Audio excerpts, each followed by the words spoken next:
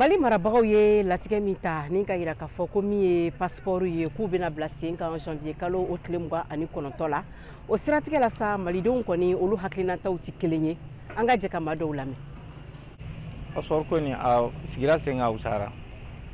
a bɛ mɔgɔ arranger mais mun tun bɛ mɔgɔ arranger kosɛbɛ o y'an ka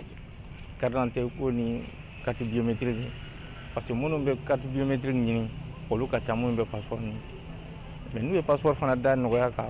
kɛ carte d'identité sugu ye ni bɛɛ y'a ta fana o fana ka ɲi parce que mɔgɔ tɛ voyager tuma dɔn n'a b'i kun o ye assuré mais u k'a da nɔgɔya ka a kɛcogo kɔni nɔgɔya mɔgɔw bolo an n'an bɛ se k'a sɔrɔ cogo min. An ka passeport kura ko ne kɔni fɛ la koba tɛ en réalité ne fɛ la koba tɛ parce que ça fait quelques années maintenant en Maliens on a des difficultés avec nos pièces qu'on appelle carte biométrique. Moi je préfère toujours qu'en carte biométrique au cas où des 5 ans. Et je pense que ça serait mieux. Mais au cas de telle sorte que Bega c'est que papier nous sort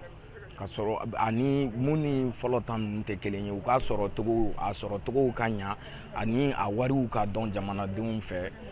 voilà et ainsi de suite a ko ka ca mais u ka mise en place bɛɛ kɛ pour que nin ko ka abouti jusqu'au bout quoi.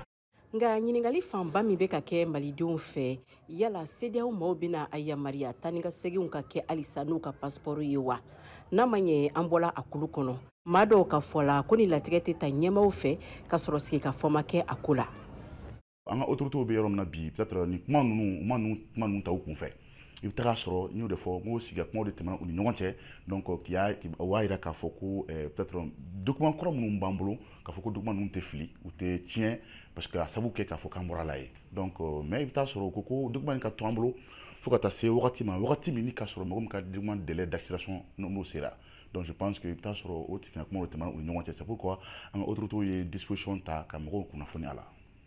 AES passeport bɛna bila sen kan janvier kalo tile 29 ka kɛɲɛ ni jamana marabagaw ka fɔtaw ye u y'a yira k'a fɔ ko min ye CEDEAO passeport ye min bɛ anw bolo nin waati in na ko an bɛ se ka baara kɛ n'u ye yanni u ban wagati cɛ. Mariam Kuyate ka laselikan don ka bɔ Kayi